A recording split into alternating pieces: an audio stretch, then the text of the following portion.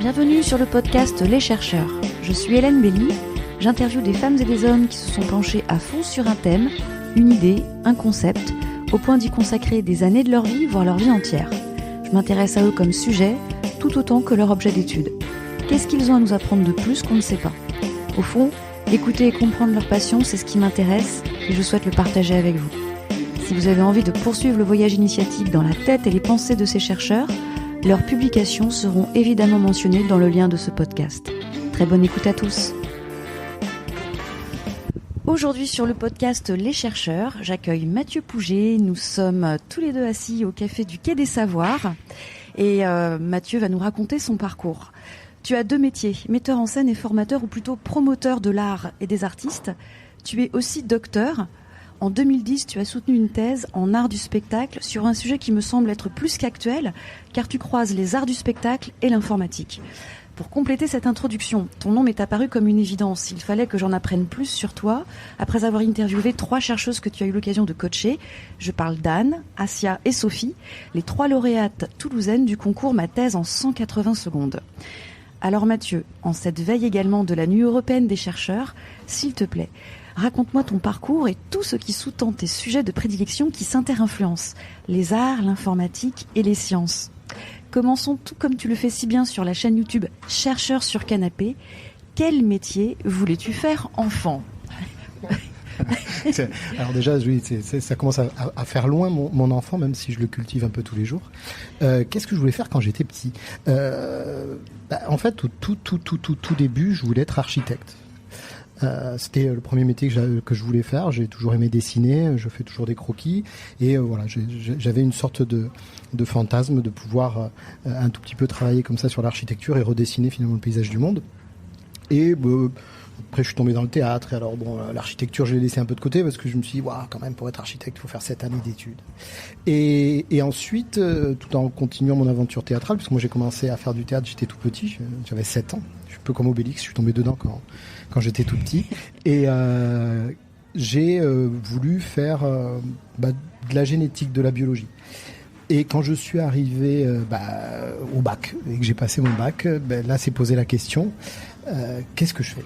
Je voulais tellement faire du théâtre que la fibre scientifique n'était pas trop compatible, ça demandait beaucoup de travail.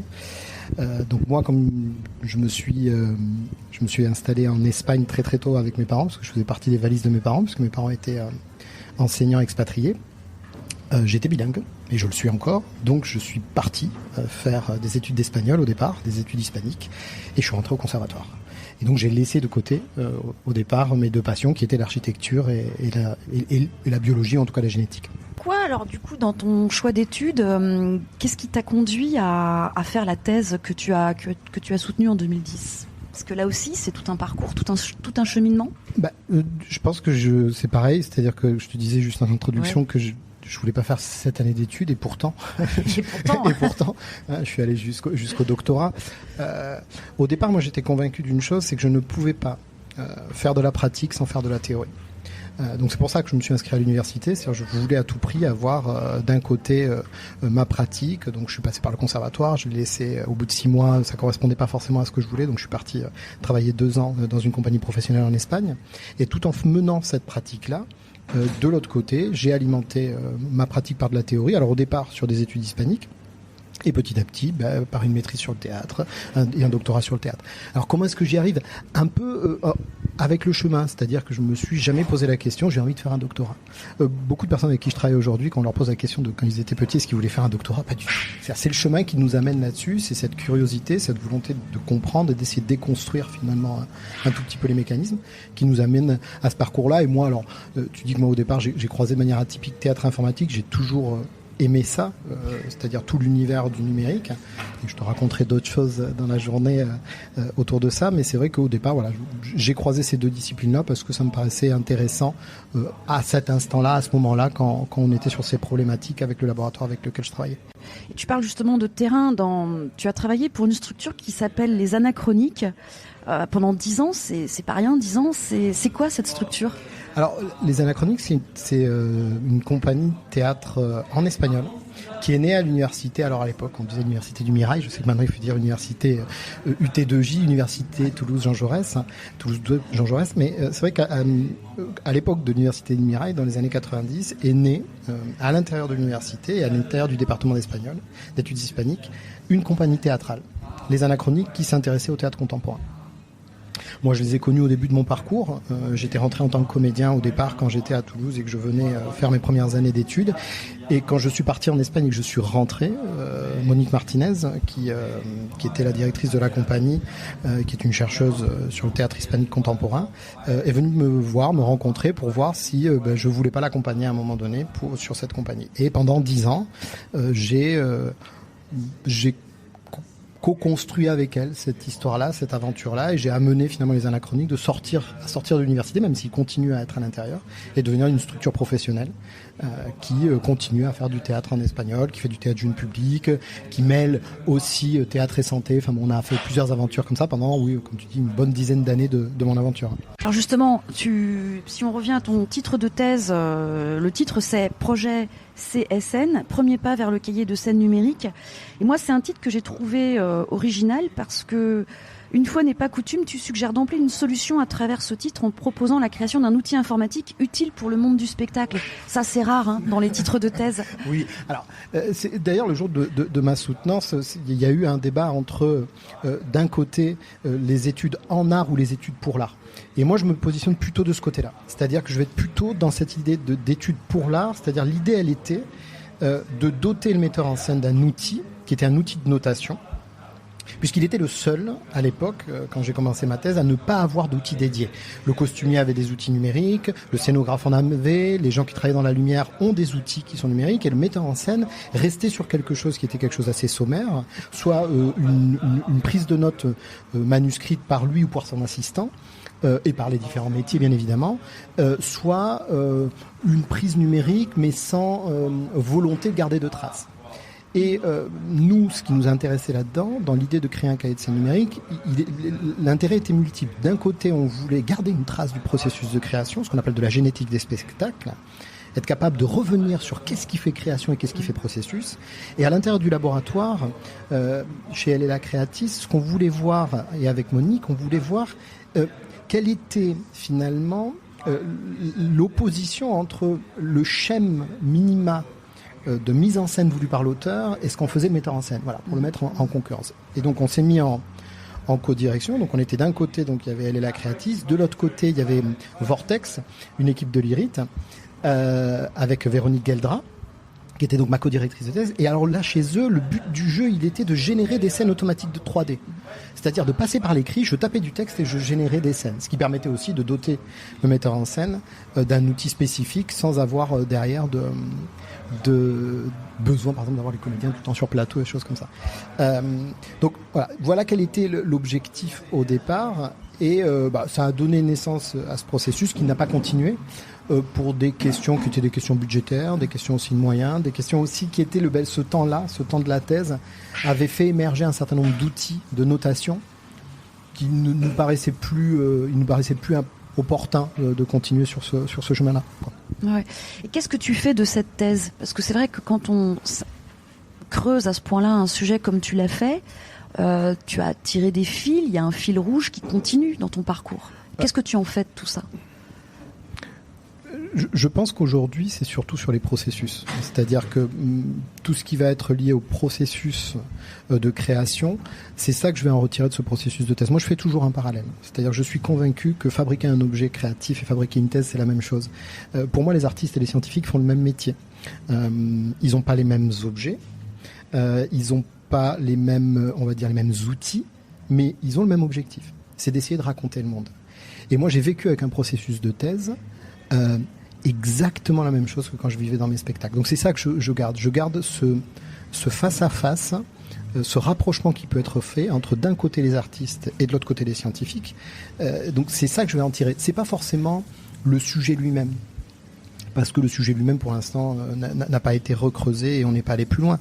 Mais c'est ça qui moi va m'intéresser. C'est-à-dire cette étrange sensation d'avoir vécu avec ma thèse la création d'un objet.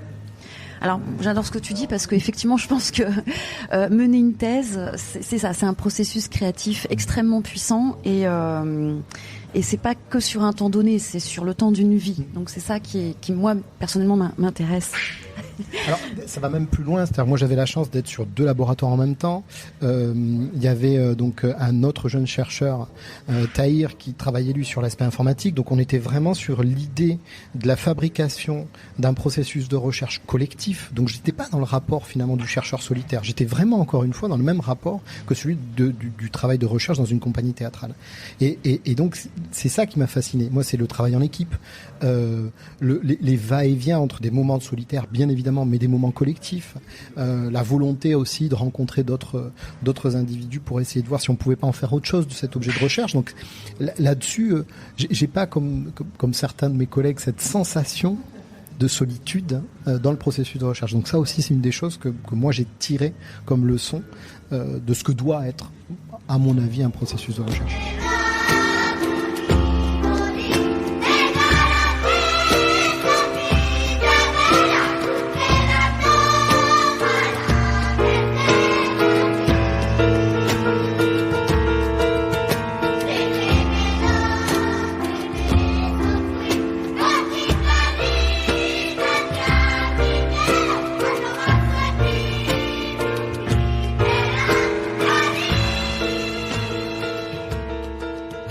Voilà, finalement, après ta thèse, qu'est-ce qu'il advient de toi? Qu'est-ce que tu fais? Alors, qui tu es? En fait, après ma thèse, il y a un repositionnement d'un point de vue recherche qui se fait sans que je m'en rende compte vraiment. Et qui était déjà là, en fait. Oui. Cette idée de recherche pour et pas de recherchant. Je me suis rendu compte que sur tout mon parcours, puisque en même temps que je faisais mon parcours de chercheur, j'avais aussi un parcours de créateur et un parcours de formateur. S'impose à moi, sur ces dernières années, un concept qui est porté encore, là aussi, par le laboratoire Alela Creatis à l'UT2J, qui est l'idée du théâtre appliqué. Et en fait, je me rends compte, quand je participe à un certain nombre de journées avec eux, que je pratique cette idée du théâtre appliqué. Qu'est-ce qu'il est ? Ça ne veut pas dire faire du théâtre esthétique, du théâtre politique. Alors bon, aujourd'hui, il est questionné ce terme, mais en tout cas, c'est de prendre le théâtre et ses outils et de le déployer ailleurs. Et j'avais déjà fait ça pour, par exemple, former des gens à l'apprentissage des langues. J'avais déjà mis en place des ateliers pour des enseignants, pour des élèves. Les anachroniques étaient d'une certaine façon déjà cette expérience-là, puisque le but du jeu, il était de prendre des gens au départ qui étaient amateurs, qui avaient une pratique de l'espagnol diverses et variées, et de les amener sur scène. On était allé encore plus loin, on avait mis en place du surtitrage, l'interprétation en langue des signes, on faisait des spectacles très très baroques. Mais là, encore une fois, on était sur quelque chose d'applicatif. C'est-à-dire que on prenait, alors qu'on était en France, une langue qui n'était pas la langue native, et on allait finalement la mettre sur plateau. Mais on était sur un processus artistique. Et sur les années qui ont suivi ma thèse, on a commencé à me demander de prendre le théâtre et d'accompagner d'autres personnes, d'accompagner des enseignants, de futurs enseignants-chercheurs. Et donc d'un seul coup, le théâtre est devenu un outil d'accompagnement de ces individus-là. Et c'est ça qui fait aujourd'hui le sel de ce que je fais, c'est-à-dire que je fais de la formation et de l'accompagnement autant pour des scientifiques que pour des entreprises, que pour des laboratoires sur de la médiation théâtrale. Mais comme on m'avait demandé d'intervenir sur ma thèse en 180 secondes, là j'ai découvert des êtres humains exceptionnels. C'est-à-dire d'autres chercheurs, des jeunes chercheurs. Et l'objectif était encore une fois le même, c'est-à-dire que moi j'avais des outils, eux ils avaient un besoin, leur besoin était de raconter leur thèse. Et moi j'avais des outils pour les accompagner. Et la rencontre s'est faite comme ça. Et après la deuxième année de mon intervention sur ma thèse en 180 secondes, on a lancé avec l'université au départ le Sciences Comedy Show, quoi. Ah, mais c'est en tout cas, ma thèse en 180 secondes, je trouve que c'est un super événement parce que qui met en lumière des jeunes chercheurs, comme tu dis, sur toutes les disciplines. Et je trouve que tu les révèles tous et toutes à eux-mêmes. Je trouve que c'est très intéressant. Je t'ai vu animer le show cette année, c'était vraiment super. Alors, le Sciences Comedy Show, j'en ai entendu parler par Asia, Sophie, qui sont toutes les deux de super chercheuses. Quelles sont les actualités du Sciences Comedy Show ? Ouf, plein. plein.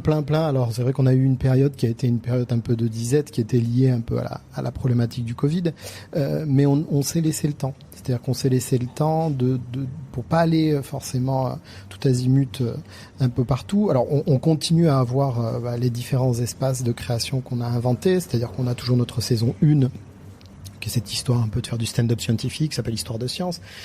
Notre saison 2 qui, entre deux confinements, on a réussi à faire une résidence à Saint-Juéry grâce au musée du Sceau du Tarn, qui s'appelle le Dark Science Show, qui est le côté obscur de la science. Mais ça, on l'a laissé un peu de côté.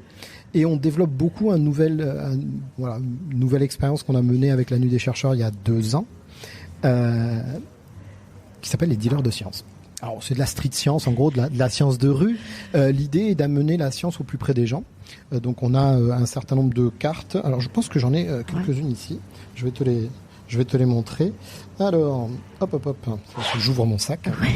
Donc voilà. Donc en gros c'est ça. C'est un jeu de cartes pour parler de science. Donc on peut prendre. Alors qu'est-ce que j'ai ici? Qu'est-ce que je peux te parler? Ah oui, voilà. C'est-à-dire que si je te montre cette carte-là. Attends, c'est Molière. Bon, voilà. Qu'est-ce que tu sais sur Molière? Qu'est-ce qu'on raconte sur Molière? Ah, tellement de choses. C'est quelqu'un qui remettait en question certains corps de métier, qui était un petit peu dans la dénonciation des rapports sociaux. Tu vois, comme l'a fait dans son temps Bourdieu. D'accord, oui, alors oui, ouais, tout à fait. Alors ça, c'est plus sur son œuvre, mais il y a une chose qu'on raconte, c'est que Molière est mort sur scène. Ouais. Et c'est pas vrai. C'est-à-dire que Molière n'est pas mort sur scène. Molière, il est mort chez lui. Il a eu une attaque quand il était en train de jouer, évidemment, Le Malade imaginaire. Il a été ramené chez lui et il est mort dans son lit.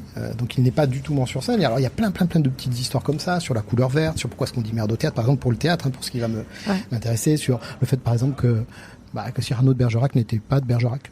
Il était parisien, et plein de petites histoires comme ça, et on va déconstruire comme ça, que les poissons rouges n'ont pas 3 secondes de mémoire, que les épinards n'ont pas de fer, Et donc l'idée, elle était d'amener, en fait, le savoir scientifique au plus près des individus, et donc c'est de faire de la street science, d'utiliser des cartes, et la carte est l'objet de médiation qui permet à un moment donné de parler de science. Oh là.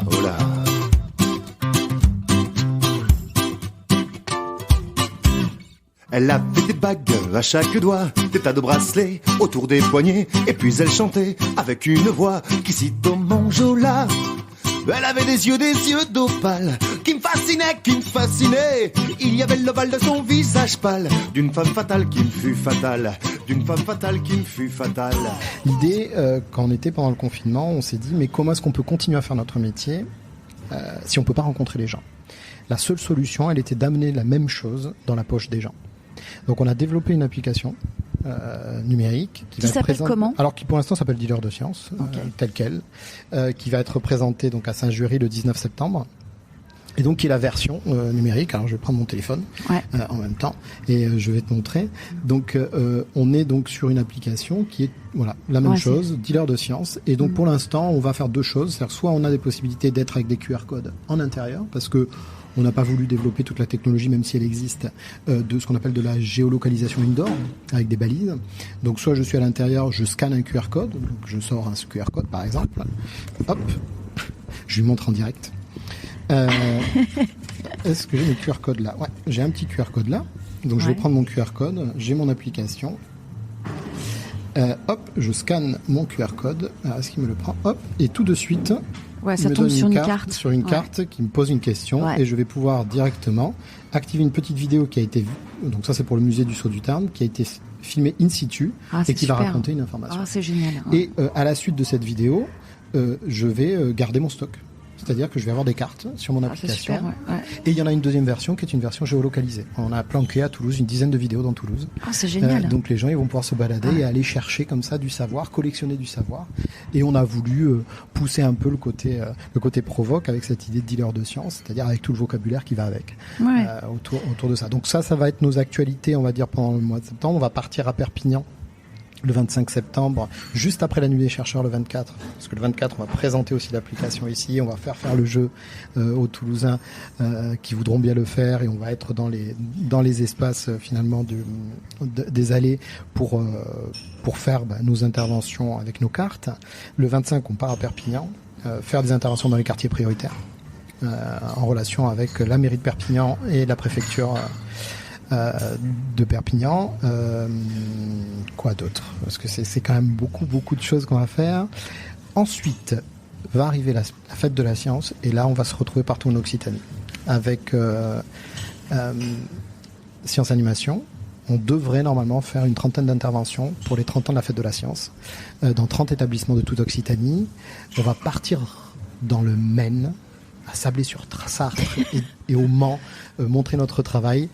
Voilà, et on finira, je pense, tout ce parcours par une intervention scientifique dans le Science and You qui se déroule à Metz.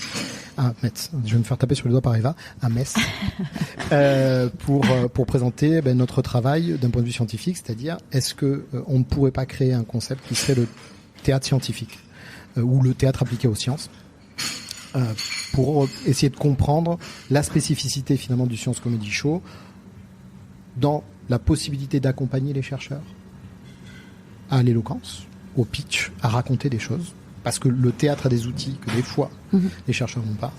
Est-ce que finalement on peut pas aussi voir qu'est-ce que ça veut dire écrire, qu'est-ce que ça veut dire présenter, c'est-à-dire qu'est-ce que le théâtre peut apporter finalement à la médiation scientifique, et est-ce que d'une certaine façon la compagnie théâtrale n'est pas un laboratoire expérimental où on peut croiser toutes les sciences, ce qui est le cas finalement du Science Comedy Show. Parce qu'aujourd'hui, on est une vingtaine d'individus, on a toutes les disciplines diverses et confondues, on a des comédiens, mais on a aussi des magiciens, on a des circassiens, on a des musiciens, mais derrière, on a des mathématiciens, des physiciens, des chimistes, des logisticiens, des historiens, des philosophes, des théâtres, enfin bon, voilà, on est une vingtaine d'individus actuellement, répartis un peu partout en France. Des sociologues? Des anthropologues? Alors, pas encore dans l'équipe. Dans l'équipe qui travaillait sur de l'histoire, il y avait un peu de personnes comme ça, parce que des gens qui avaient cette volonté d'aller vers la socio et qui, dans leur sujet, l'utilisaient un tout petit peu. Pour l'instant, tout n'est pas encore arrêté, donc les gens rentrent au fur et à mesure. C'est vrai qu'il y a beaucoup plus de sciences dites, on va dire sciences d'ingénierie, sciences dures, que sciences humaines, mais elles sont là aussi, donc... Après, le groupe, il est jamais fermé, donc ça vient. Ça dépend, oui, ça dépend des rencontres, en fait. C'est ça, ouais. Pour le moment, c'est ça. On sent que ça dépend de vos rencontres, mais c'est juste, petit aparté, les sciences humaines sont souvent sous-représentées. Je sais pas à quoi ça tient. Alors, moi, je suis un fervent défenseur des sciences humaines, mais alors, au départ, même dans nos formations, par exemple, quand on est sur ma thèse en 180 secondes, on se rend compte que, par exemple, les sciences humaines sont moins présentes. Je sais pas, j'arrive pas à comprendre qu'est-ce qui fait qu'ils ne veulent pas venir là-dessus. Alors est-ce que c'est que l'exercice leur paraît un peu trop galvaudé? Peut-être qu'ils trouvent que c'est un peu surfait. Moi je trouve que c'est dommage parce que, enfin voilà, tu parles d'un certain nombre de personnes que tu as croisées. Ils ont des profils un peu atypiques. Ce sont d'ailleurs certains des historiens ou des sociologues d'ailleurs, pour la dernière. Oui, tout à fait. C'est dommage parce que finalement on est tous là pour faire la même chose et essayer de raconter le monde, donc si on pouvait le raconter aux autres ce serait quand même génial, et ce qui peut être très très intéressant avec les sciences dites humaines, ou en tout cas ces sciences là, c'est juste qu'ils vont avoir des clés d'écriture, ou en tout cas de raconter, qui sont complètement différentes de celles des... On peut faire un focus sur la nuit européenne des chercheurs parce que tu nous as parlé des actualités autour du Science Comedy Show et puis de Dealers de Science, mais effectivement la nuit européenne des chercheurs qui va se dérouler là sur Toulouse, mais qui se déroule sur toute l'Europe, quelles sont tes interventions? Alors nous en fait, si on doit revenir sur la genèse en fait de comment est-ce qu'on arrive à faire le Science Comedy Show, tout part un peu de la nuit. Avec les Anachroniques, en 2011, on avait déjà croisé Théâtre et Sciences. C'est-à-dire qu'on nous avait demandé, sous un chapiteau, toute une nuit entière, d'accompagner des chercheurs. On avait monté un décor, on avait monté des tréteaux et on avait fait des interventions toute la nuit, non-stop. Pourquoi la nuit, Mathieu? Alors pourquoi la nuit? Pourquoi pas le jour? Ça, je ne sais. Alors moi, je ne pourrais pas te répondre parce que je suis pas forcément le grand expert de la nuit des chercheurs. Il faudrait peut-être aller poser la question à Hélène Pierre, ici à l'université fédérale. Mais je pense que c'est aussi pour avoir le plus de public possible, et parce que Peut-être que pour éveiller notre curiosité, la nuit est peut-être un moment un peu plus propice. C'est peut-être pour raconter. On peut questionner les formes. Et je pense qu'il y avait cette idée aussi de faire venir plus de public et d'avoir un moment un peu plus festif. C'est-à-dire qu'on est un peu hors temps. Et pourquoi le vendredi ? Parce que le samedi, on peut se reposer. Exactement. Bon, et puis moi j'aime bien dans le titre l'orthographe inclusive qui inclut les chercheurs et les chercheuses. J'aime beaucoup ce titre. Peut-être pour conclure cette interview, quels sont tes projets futurs ? Alors, tu en as déjà évoqué pas mal, mais là, tu évoquais ceux qui t'amènent à sillonner notre territoire national pour dealer la science. Par la suite, non, mais continuer avec cette aventure-là, essayer de structurer de plus en plus le Science Comedy Show, en faire un vrai outil finalement de réflexion sur ce que c'est que raconter les sciences aujourd'hui. Donc c'est surtout sur ça que moi je vais me cantonner, continuer à faire mes activités de formation et d'accompagnement d'êtres humains, mais c'est surtout ça, c'est-à-dire qu'aujourd'hui on structure de plus en plus la compagnie, on se rend compte qu'il y a une appétence pour les jeunes chercheurs de venir nous rejoindre pour créer une communauté de plus en plus grande et de pouvoir intervenir de plus en plus sur le territoire national mais aussi à l'international, parce qu'aujourd'hui on a des collaborateurs en Suisse, en Norvège, en Suède, enfin on est un peu implanté un peu partout en Europe. Et donc oui, ça va être surtout ça et d'essayer de voir qu'est-ce qu'on peut encore faire avec le théâtre et les sciences, quoi. C'est un peu ça l'idée de la suite, et c'est là où me porteront les gens avec qui je travaille, parce que encore une fois, si je fais ce que je fais, c'est parce que j'ai du monde autour. Je suis pas solitaire dans cette aventure-là. Heureusement qu'ils sont tous là. Et alors je vais peut-être, si tu veux, pour conclure peut-être, je vais juste te citer tous les noms des personnes qui aujourd'hui font partie de cette aventure, parce que tu parlais d'Eva, de Sophie, tu parlais Dacia, ouais. Mais juste parce que de tête, je pense que je serais très très mauvais et je vais tous les oublier. D'ailleurs, on a lancé un site, notre site internet, comedyshow.com va sortir. Donc, et vous avez une chaîne sur Twitch ? Oui, on a lancé une chaîne Twitch. Enfin, il y a tellement d'actualités, donc on retrouvera tout ça sur le site internet. Mais c'est vrai que tu vois, il y a Asia, il y a Adrien, il y a Agatha, il y a Andrea, il y a Clément, il y a Dorita, il y a Elisabeth, il y a Eva, il y a Erwan, il y a Florian, il y a Guillaume, il y a Héloïse, il y a Irène, il y a Jonathan, il y a Lucille, il y a Lorraine, il y a Mathieu, il y a Morgane, il y a Maxime, il y a Mathieu, il y a Quentin. Il y a Raphaël, il y a Sébastien et il y a Sophie. Voilà, on est aujourd'hui une vingtaine d'individus sur cette aventure-là. Et moi, si eux, ils n'étaient pas là, moi, je ne serais pas là. Qui ont simplement envie de raconter le monde différemment, parce que c'est un peu ça. C'est un peu la définition que nous, on a mis en place au niveau du chercheur, parce que c'est une des façons qu'on a de commencer nos spectacles. On part du principe que la définition du Larousse ne nous va pas, parce que le chercheur, c'est personne qui cherche. Et avec ça, t'es un peu dans la merde pour essayer de comprendre c'est quoi ce métier. Ouais. Et donc, il y a tout un sketch qui nous arrive finalement, qui nous mène à la définition, qui est la définition qu'il y a sur notre site. C'est que chercheur, c'est non masculin ou féminin. Personne qui, par son travail, essaye de raconter le monde autrement. Ouais. Et je pense que c'est peut-être la meilleure définition de ce qu'on fait. Et c'est la meilleure conclusion pour le podcast, justement, Les Chercheurs, qui s'intéressent aux chercheurs et aux chercheuses qui réfléchissent, pensent notre monde actuel. Merci en tout cas, Mathieu, pour cette intervention dans un très joli endroit qui est le Café du Quai des Savoirs sur Toulouse. Merci à toi. Merci.